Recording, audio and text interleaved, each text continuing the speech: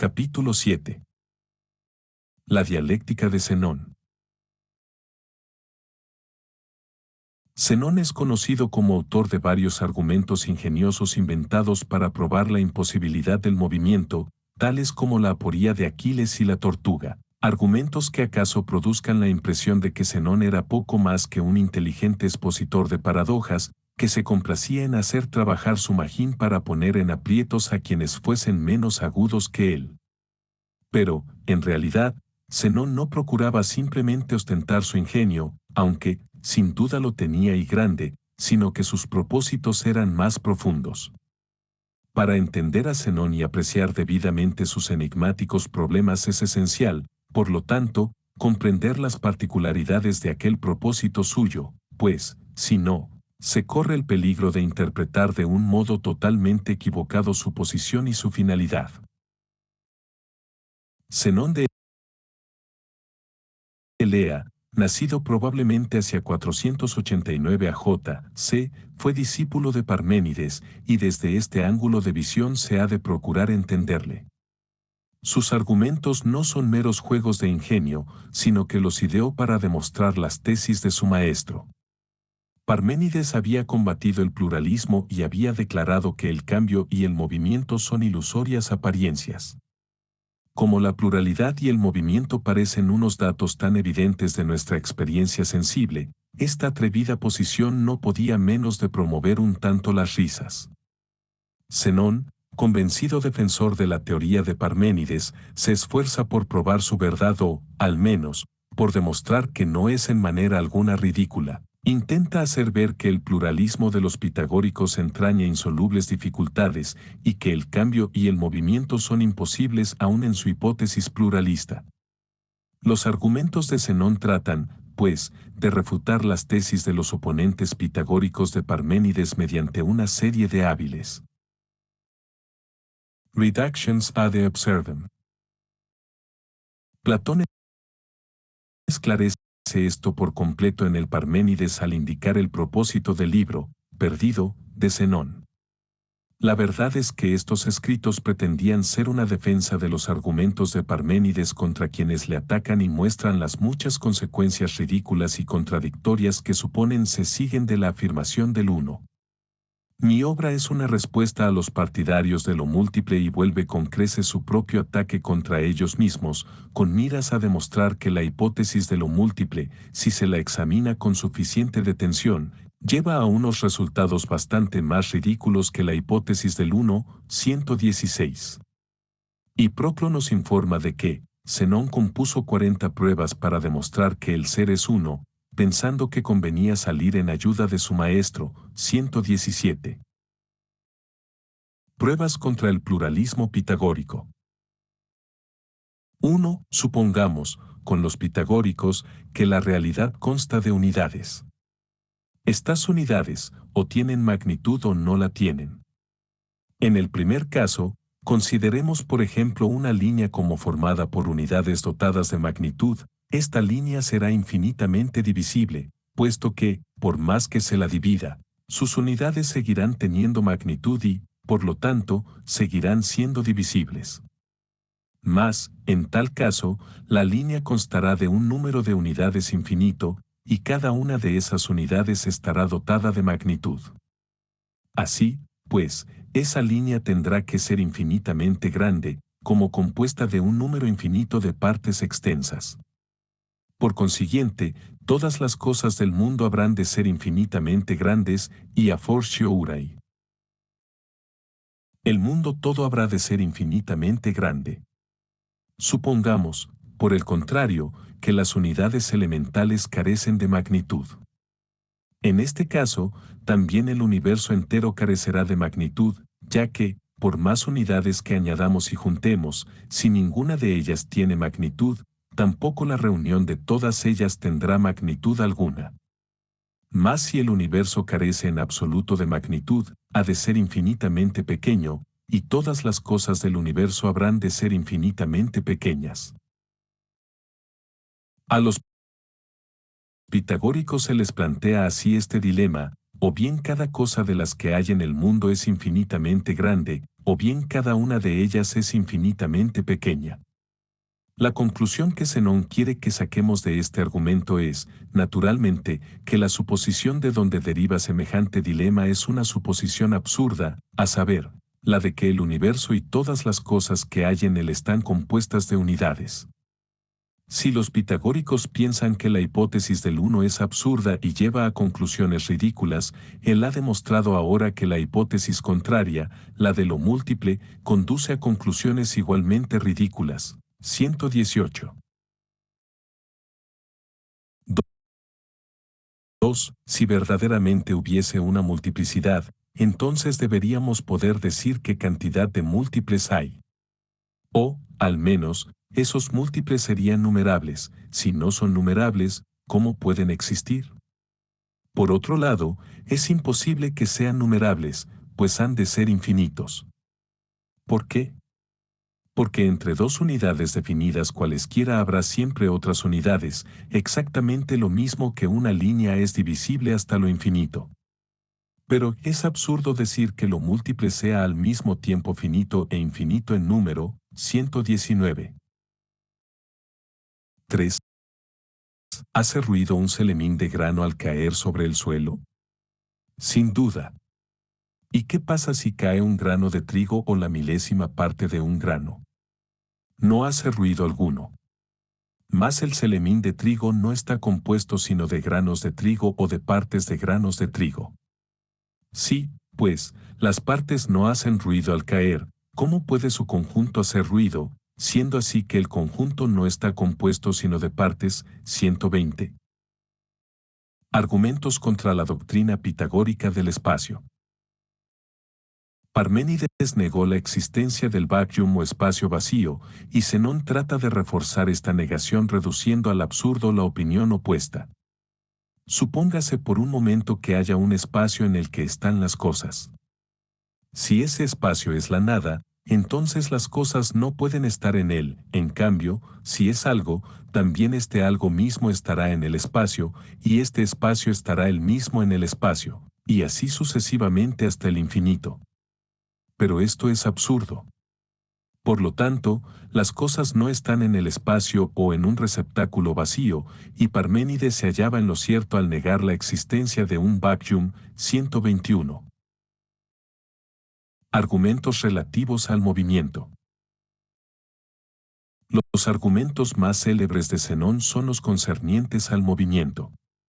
Conviene recordar que lo que Zenón intenta poner en claro es esto, que el movimiento, negado por Parménides, es igualmente imposible en la teoría pluralista de los pitagóricos. 1. Supongamos que quiere uno cruzar un estadio o campo de carreras. Para hacerlo, tendrá que atravesar un número infinito de puntos, según la hipótesis pitagórica. Por otra parte, tendrá que recorrer la longitud del estadio en un tiempo determinado si desea llegar al otro extremo. Pero, ¿cómo podrá pasar por un número infinito de puntos y recorrer así una distancia infinita en un tiempo finito? Hay que concluir que le será imposible atravesar el estadio. Y hasta deberemos concluir que ningún objeto puede recorrer ninguna distancia, sea cual fuere, pues la misma dificultad sale siempre al paso, y que todo movimiento es, por consiguiente, imposible. 122. 2. Supongamos que Aquiles y una tortuga se disponen a competir en una carrera. Aquiles, como buen deportista, le concede a la tortuga una ventaja. Ahora bien, para cuando Aquiles llegue al sitio del que la tortuga partió, ésta habrá avanzado más y estará ya en otro punto, y cuando Aquiles llegue a ese punto, la tortuga habrá avanzado ya otro trecho, por corto que sea. Así, Aquiles se estará acercando sin cesar a la tortuga, pero nunca llegará a alcanzarla, nunca podrá darle alcance, si se admite la hipótesis de que la línea consta de un número infinito de puntos, pues entonces Aquiles tendrá que recorrer una distancia infinita. Supuesta la tesis pitagórica, Aquiles jamás vencerá a la tortuga, y así, por mucho que ellos afirmen la realidad del movimiento, con su propia doctrina lo están haciendo imposible, pues de esta doctrina se sigue que el más lento se mueve tan deprisa como el más rápido. 123. 3. Supóngase una flecha en movimiento. Según la teoría pitagórica, esta flecha ocuparía, cada instante, una posición determinada en el espacio. Más ocupar una posición determinada en el espacio es estar inmóvil.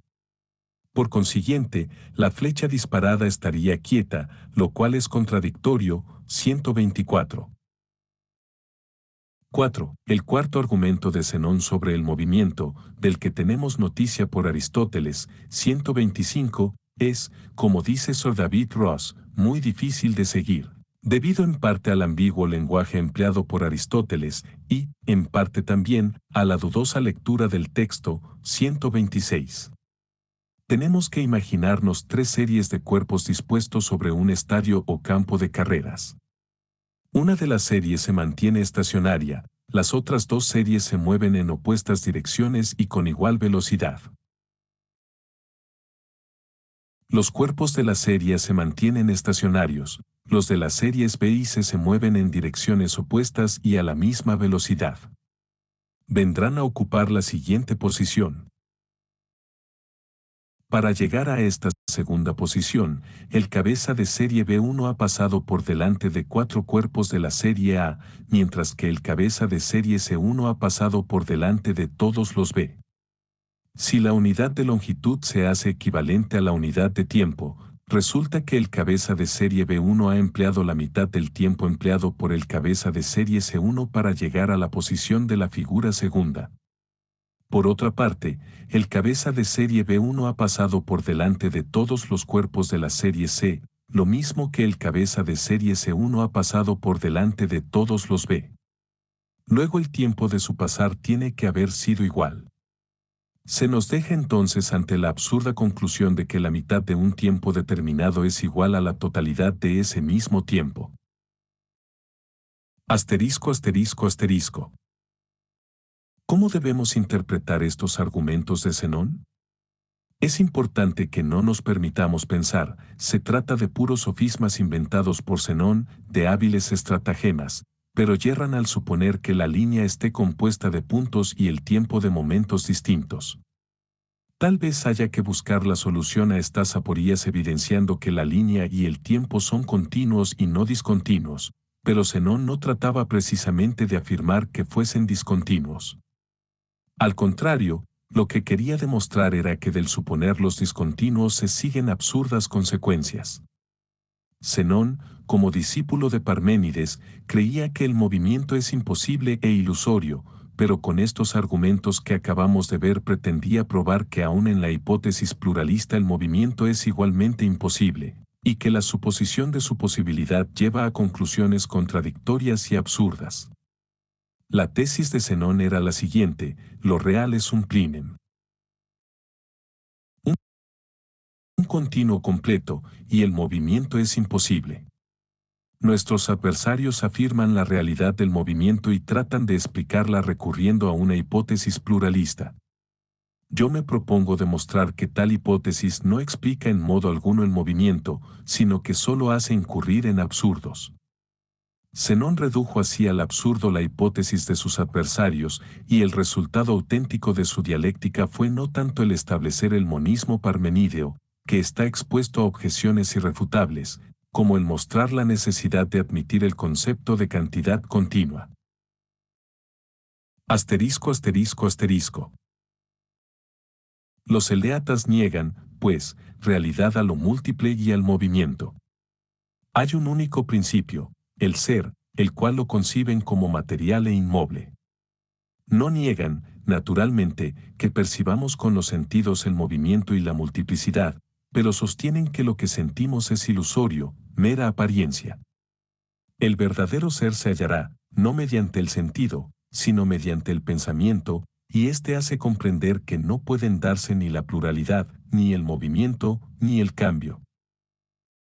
De este modo, los eleatas, como antes que ellos los primeros filósofos griegos, intentaron descubrir el principio único del mundo. Sin embargo, es evidente que el mundo, tal como aparece a nuestros sentidos, es pluralidad.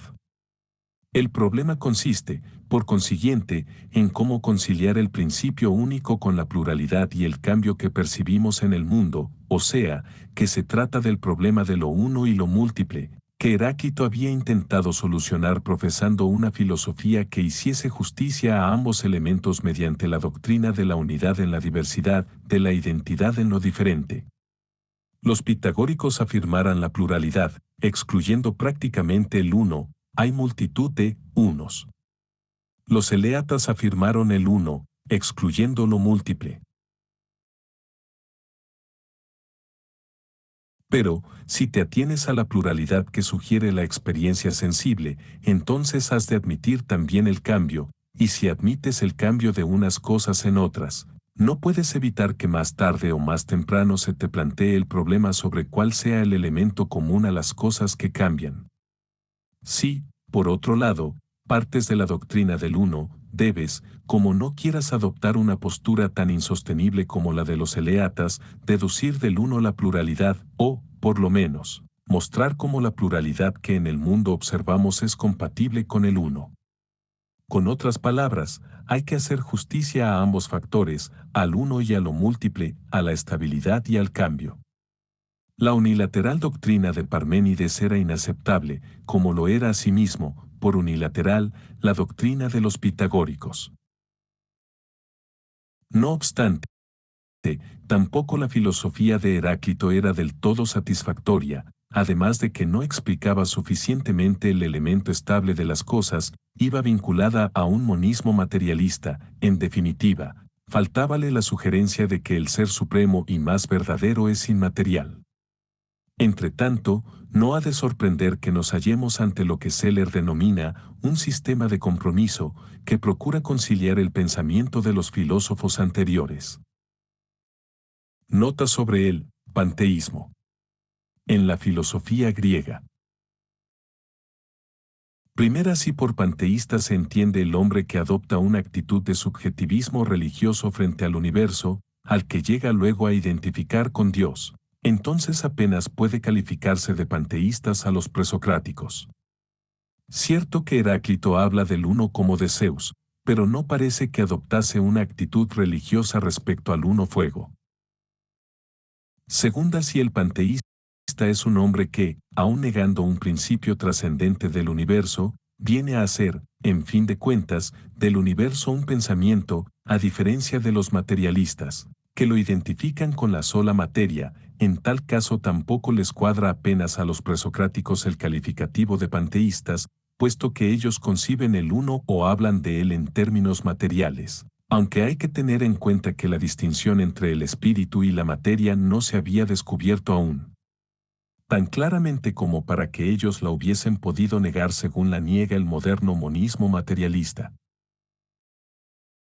Tercera, de ningún modo cabría identificar el uno, el universo, con los dioses del helenismo. Se ha hecho notar, por Schelling, que en Homero no aparece para nada lo sobrenatural, porque los dioses homéricos forman parte de la naturaleza. Esta observación es aplicable a la cuestión que nos ocupa. El dios griego era finito y concebido antropomórficamente, sería imposible identificarle con el uno, y ningún griego pensó siquiera en semejante identificación. El nombre de un dios, por ejemplo, Zeus, pudo transferirse alguna vez al uno, pero no se ha de entender que así al uno se le identificara con el Zeus, real, de la leyenda y de la mitología. ¿Acaso se sugiriese por tal medio que el uno es el único Dios que existe y que las deidades olímpicas no pasaban de ser meras tabulas antropomórficas? Pero, aún entonces, parece muy improbable que el filósofo rindiese culto al uno. A los estoicos se les podría llamar propiamente panteístas, pero, por lo que atañe a los primeros filósofos presocráticos, parece decididamente preferible calificarles de monistas más que de panteístas. Capítulo 8. Empédocles de Agrigento. Empédocles era ciudadano de Acragas o Agrigento, en Sicilia. No pueden fijarse con exactitud las fechas de su vida, pero, al parecer, Visitó la ciudad de Turios poco después de su fundación en 444 a 443 a.C. Tomó parte en la vida política de su ciudad natal y se decía que fue allí el dirigente del Partido Demócrata. Más tarde circularon historias a propósito de las actividades de Empédocles como mago y taumaturgo, y hay un relato según el cual le expulsaron de la orden pitagórica por sus discursos sediciosos. 127. Aparte